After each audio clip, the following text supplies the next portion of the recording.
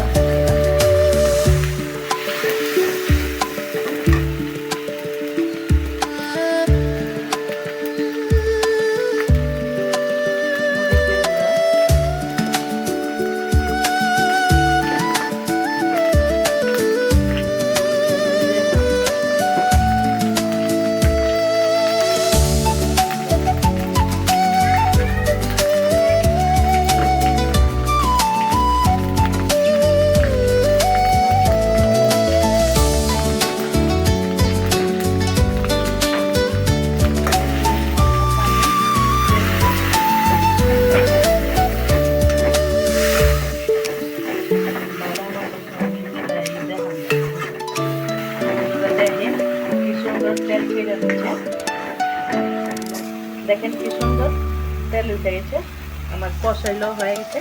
এখন আমি আলুটি দিয়ে দিই।